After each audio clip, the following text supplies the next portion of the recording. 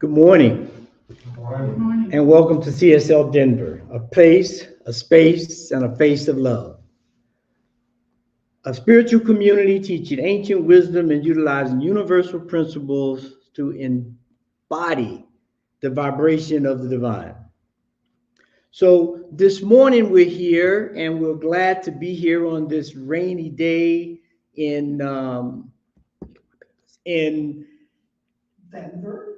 Is it Denver? Where are we now? I don't know. Portland. Portland, somewhere. We're here. No, just kidding, because it's raining here. It's been raining all day, and it's supposed to rain the rest of the week.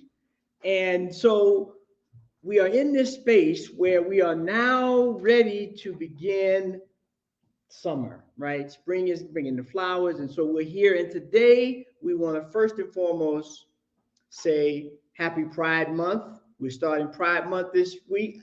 And so all the celebrations are starting, and we want to make sure that we contribute to that celebration of life showing up as it does in such a variety and magnificent way.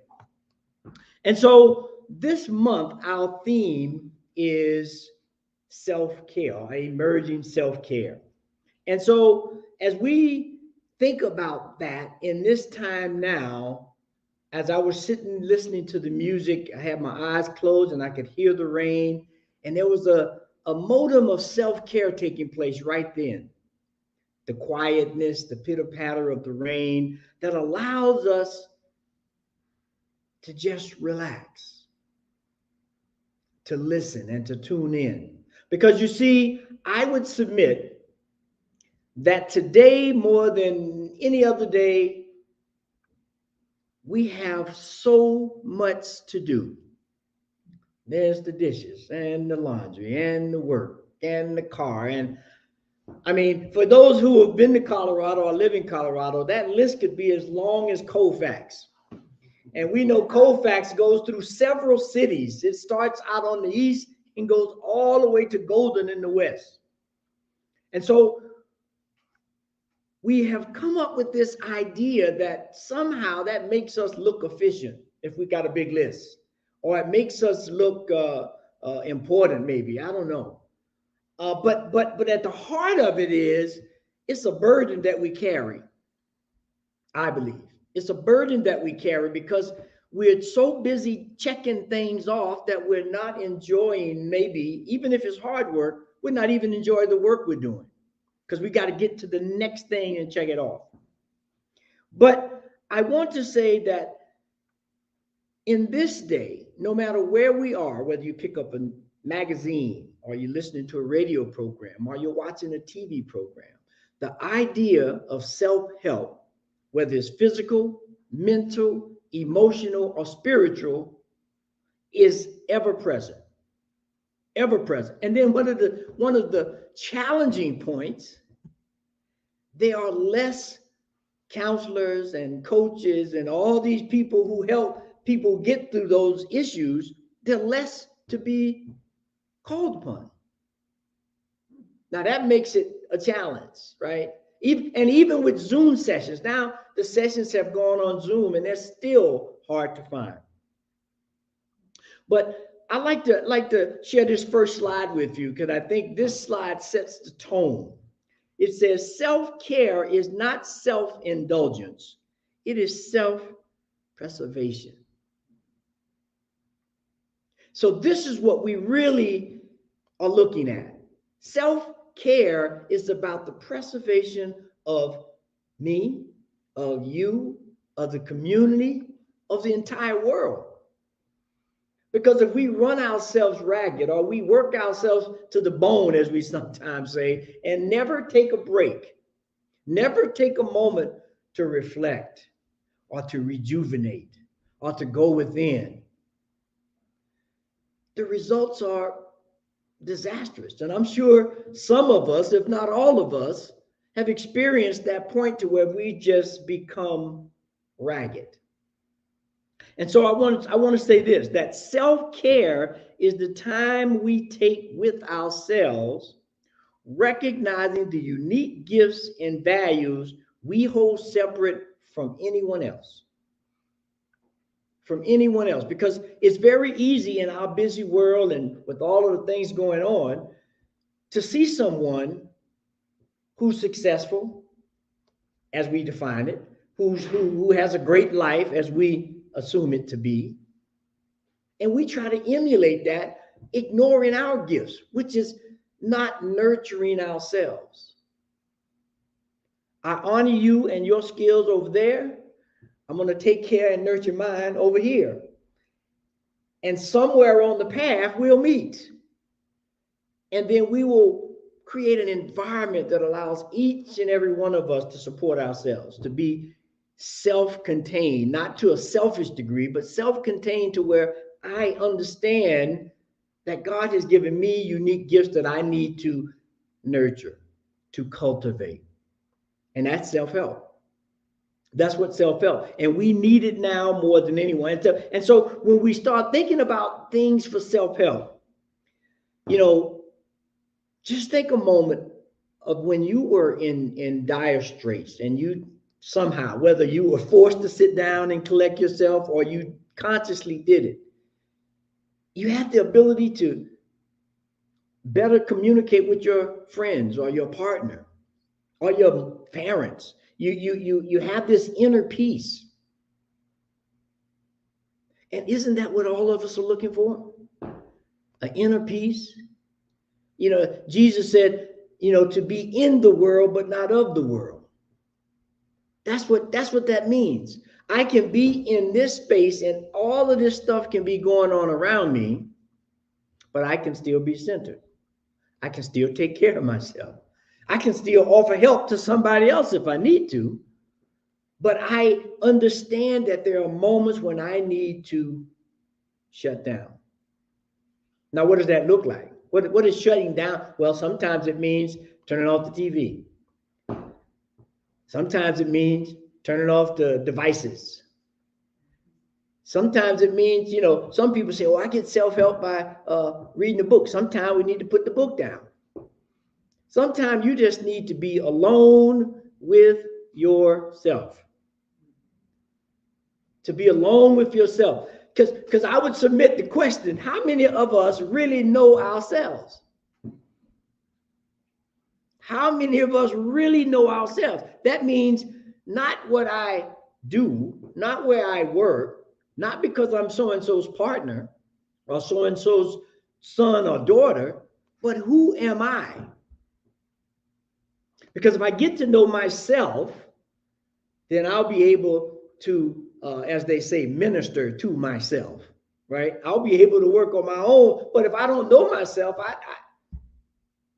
I don't know if I'm out of balance or not, because I'm too busy with my checklist. I'm too busy trying to be like somebody else or emulate somebody else. That's not self-care. Self-care is to understand who you are, what you are, and nurture it. And that starts by taking a moment. We know that part of that moment, which I don't know how many of you get it. I don't get it every night. 8 hours of sleep. That's a third of the so-called day, right? We got 24 hours. If we take 8 hours of sleep, how many of you get 8 hours of sleep? And if you do get 8 hours, how many of you get good 8 hours? Not where you wake up at 3 and say, I did it again. I woke up at 3. I told myself not to do that tonight. That's a modem of self-care. And now they got all kind of, sleep curtains where they're extra dark and they don't let light in, and they got all kind of sound waves and video waves, all kinds of things to get you in this sleep mode to take care of yourself. I mean, I would submit if we could just get a good 8 hours, that might be enough. But I know for sure I don't get 8 hours, not uninterrupted. I might get 8 hours with 2 hours in the middle, doing whatever, counting sheep that don't work, or listening to waves that don't work. It just sounds like I lost my count. What sheep am I on? Or, that wave is coming. Is that a tsunami wave or a surfing board wave? I don't know. Self-care is important. And for us to be in that vernacular, we must honor it. We must seek it. We must strive for it. Because if I'm no good for myself, I can't be any good for anybody else. I can't be good for anybody else. And that's the challenge we have. How do we set up a program? Or how do we step into an attitude of self-care? And by no means am I a Nostradamus. I ain't gonna predict nothing, but I'm gonna make a statement. It's gonna get a little bit worse before it gets a little bit better. Because the world is expanding. We're in changing times, which everybody is saying. But if you look around you, as sick as I am of hearing that, I must admit things are changing. The weather patterns, the way people greet each other, the way we work, the way we transport things back and forth, the way we transport ourselves. And so we have to begin to be serious about life. And that means we have to take care of life. Not that the grand motif of life, it could take care of itself. But this individual life that works at the ground level, we have to begin to take care of it.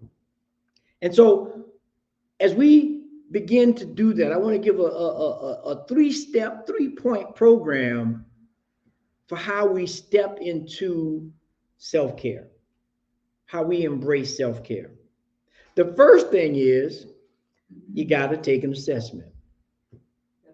Take an assessment. And you have to do it now. It's not one of them things you put off till next week or next month. It's kind of like, going to the doctor annually to get your annual checkup. You don't want to put that off because you can feel good but not be good. And so you have to make an assessment. So that means we need to determine what our stresses are.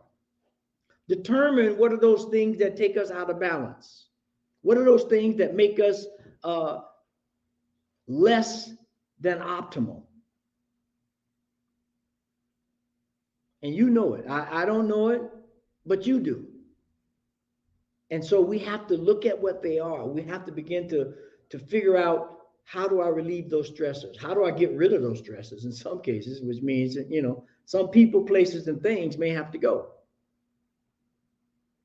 The next thing is, when you make this assessment, you have to plan for challenges. You have to plan for challenges because they are going to come. I don't know one person, no matter how much money they have, how successful they are, it doesn't matter. Everybody has challenges. So you have to make an assessment. How ready am I for the challenge? I'm from Florida. Hurricane season started, 3 days ago. They've already had tropical storms going through there on the first day. They're telling everybody right now, make an assessment of your hurricane kit. Do you have batteries? Do you have a radio? Do you have plywood if you're going to cover up windows? Make an assessment of what you have so that you're ready when the challenge comes.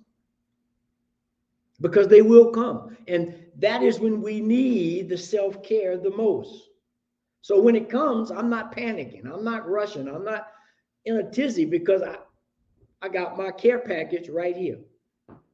I've assessed the situation and I've made ready as best I can. Now, we can't prepare for everything, but you do the best you can. And now, once you have made the assessment, here's the hard part. You got to develop a plan. You can have all the assessment tools as you need, but if you don't have a plan, it's not going to work. And that's what happens with our self-care. We know we need self-care. We know we need time away. But how many of us plan for that? How many of us put it on our calendar? I do every once in a while, but I'm not consistent with it. I'll schedule a massage, or I'll go to a float tank, and I'll try to recharge, but it's not consistent. You have to plan. Now, this next slide here, I think, really puts a thing to it. It says man's first discovery was his ability to think, plan, and execute. To think, plan, and execute. So when we think about that, what's your plan for self-care? Then you got to execute it, right? But first, we got to plan for it. We got to have this blueprint, right? And as I'm sitting here now, and I'm thinking about the rain, I'm thinking about Noah, who built that ark. Y'all know Noah with the ark? He didn't just randomly build an ark. Now, whether you're looking at it metaphorically or esoteric or physical, doesn't matter. However you perceive that ark, it was not a random thing. He had a plan. 500 cubits by 30 cubits by 50 cubits. That was a plan, right? He didn't just start cutting trees and hammering things together. We have to have a plan. We have to have a plan. And as the saying goes, if you fail to plan, you plan to fail. If you fail to plan, you plan to fail. Now, that doesn't mean that that plan is going to be flawless. That doesn't mean that you may not have to make some minuscule adjustments along the way, but you got to start with a plan.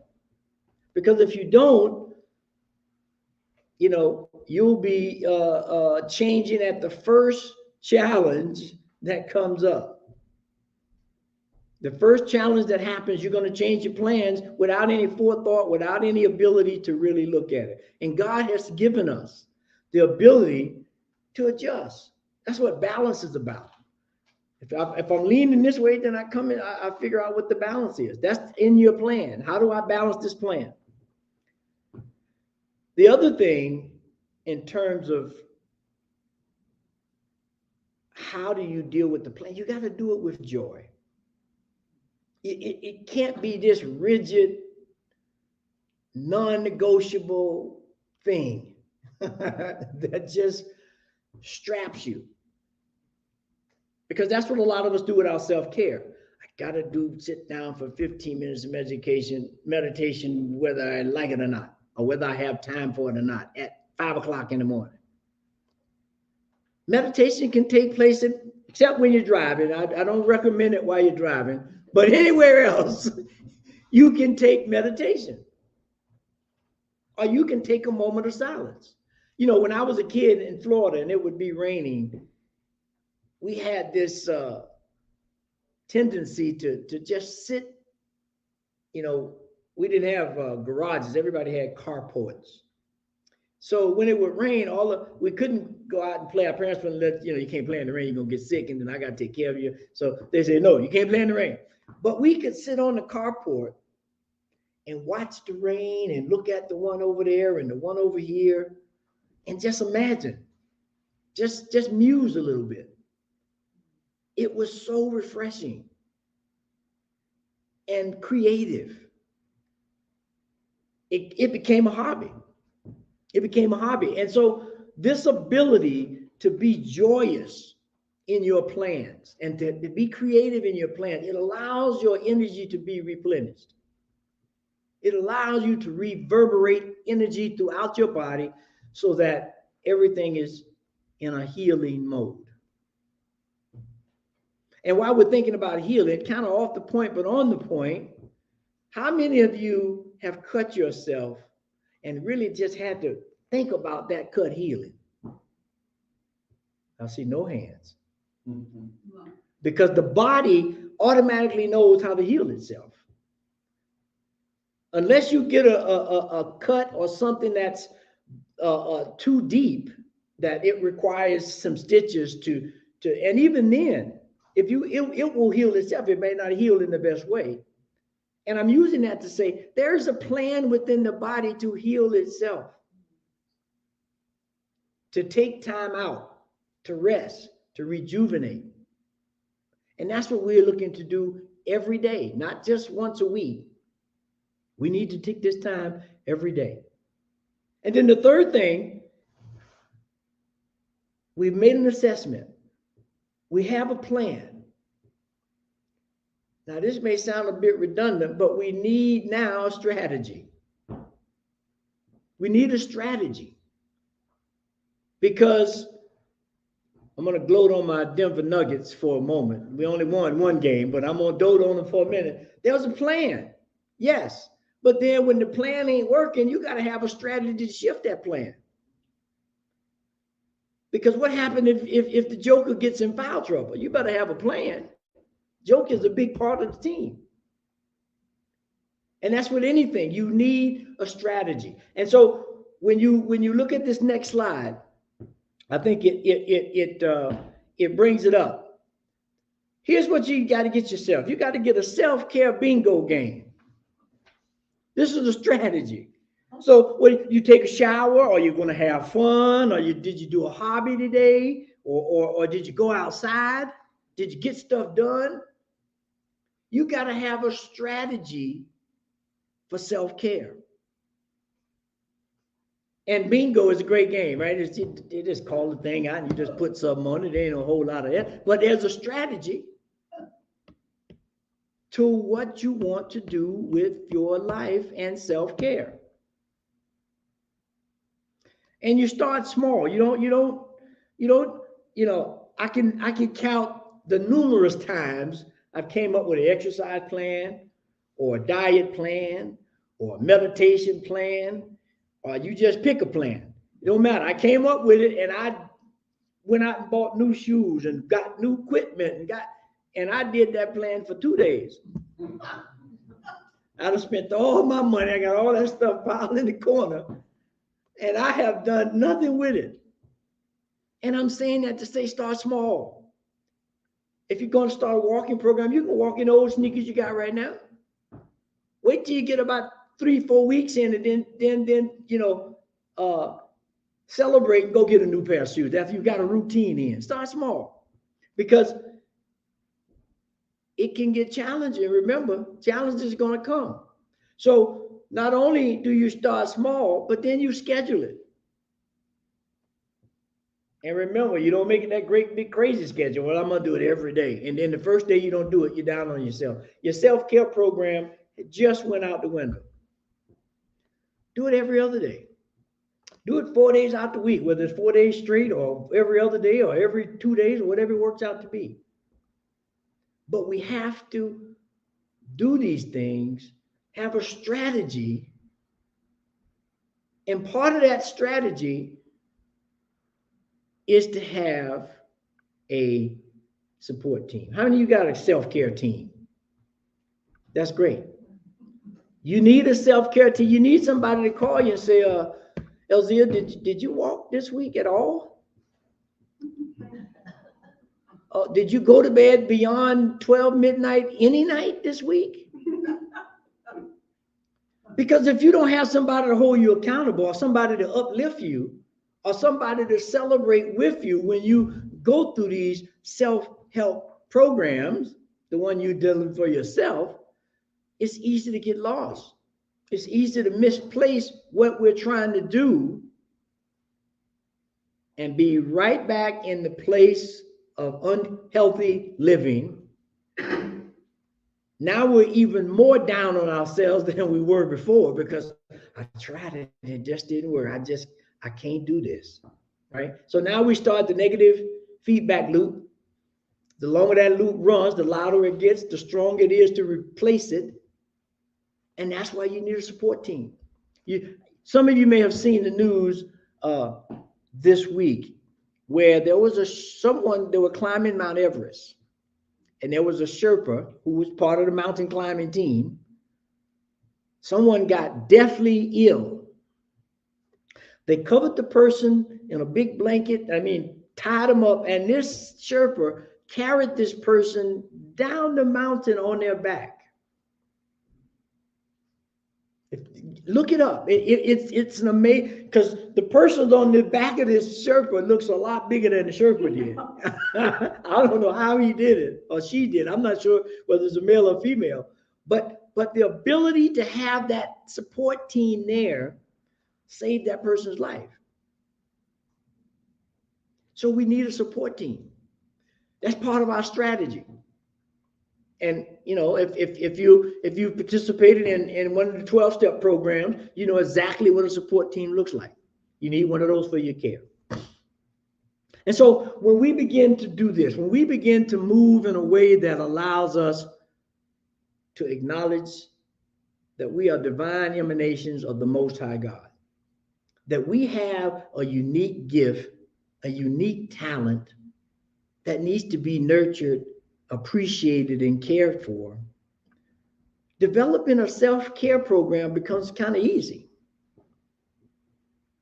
It becomes like now we have gardening all over the city, roses and vegetables. You don't put your roses and your vegetables out and then you don't care for them and just say, well, I hope they do well. After you spent your hard-earned money doing what, or your energy, and then you just let it go. You go out, you till around the rose bush. You make sure it's got great water. You make sure first and foremost that there's a plan that you put it in a place where it gets the sunlight that it needs. That's what we have to do when we step into this self-care program. And this is why we need it. We need self-care. And we need to do it for ourselves just in case somebody doesn't help us with it. You got your team, but you know what would have happened to that person coming off the mountain if somebody in the team got sick, right? So when we begin to do these things, when we begin to make an assessment of our life, what our stresses are, what we need to be safe, when we begin to make a plan, whatever the plan is.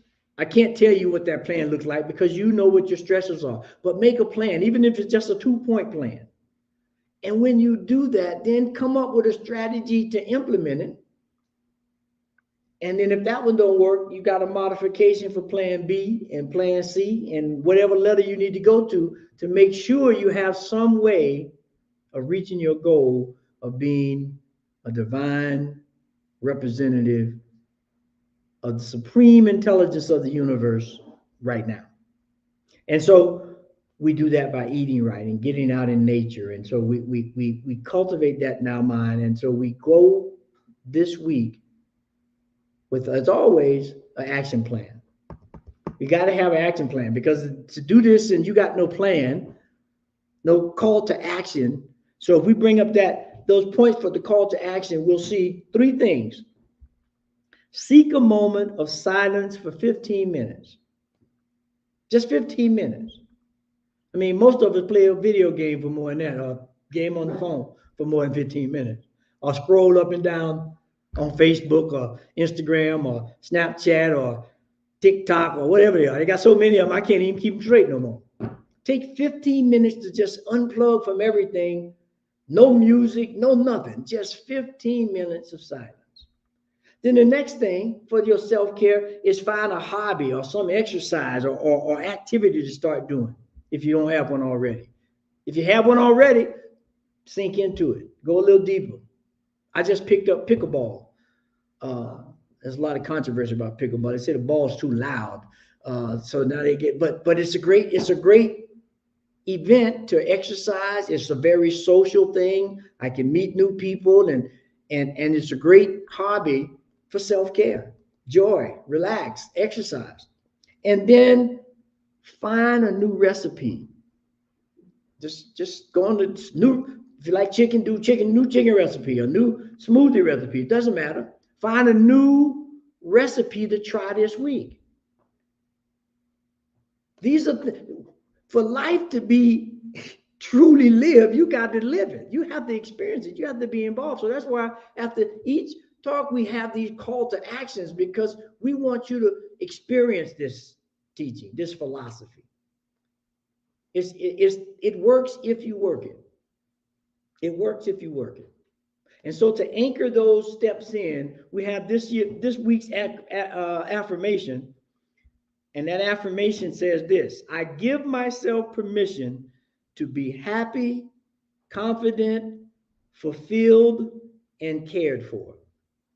I give myself permission to be happy, confident, fulfilled, and cared for. And when we can do that, not only this week, but next week and the week after will be oh so joyous. I want to leave you with two quotes. I wanted to give a bang for the buck, as they say. The first one is by Sir Edward Hillary. It is not the mountain we conquer, but ourselves. And we saw that song by Bob on the mountain, but it's not the mountain we conquer ourselves. As he was describing, we get to the top of that mountain. And the second quote is this: loving yourself isn't vanity, it's insanity. If you don't love yourself, it's not about being vain. You're borderline on insanity if you can't take care of yourself. And so as we think about this idea of taking care of ourselves and conquering all those things that we need to make ourselves whole and complete, let's go into prayer.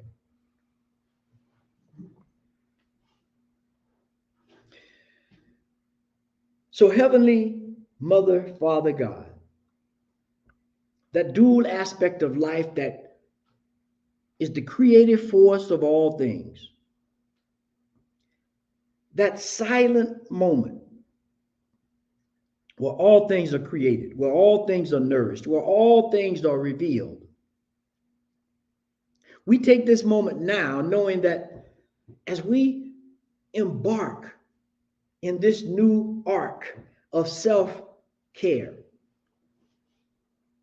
we take this opportunity to just relax, set our sails, and let the wind carry us on our merry journey. Because we know that God has provided everything we need to be successful, everything we need to heal, everything we need to release and forgive and be joyous in life. So now the opportunity is, if you decide to accept it, is to embark with the plan, to allow God to infuse our mind, body, soul, and spirit with the energy and the insight and the love for ourselves. Because if I'm not healthy for myself, I can't be healthy for anybody else. And so I know that right here, right now, that each and every one of us here in this room and those that are online, that we are moving in the direction of our dreams, that we are conquering mountains and we are allowing ourselves to blossom in places that we may have hid from light. But now in this self-care moment, in this time where we begin to step out of the shadows, where we begin to be fully in the light, to allow ourselves to grow and to nourish and to know when to say no. We do that not in disrespect or disregard to anybody else, but in honor of the gift that God has placed in each and every one of us. And so with that, I just give thanks. I give thanks to know that each of us has a gift that the world is waiting for. I give thanks that we have an opportunity to cultivate it and bring it forth. And so it is in that thanksgiving that I just released this prayer, knowing that it is operated upon right now.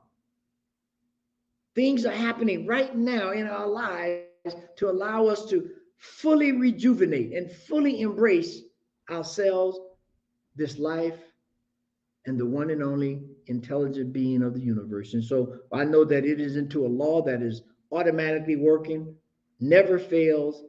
And so I just release it, I let it go, and I know that this is absolutely so. And so it is. Amen.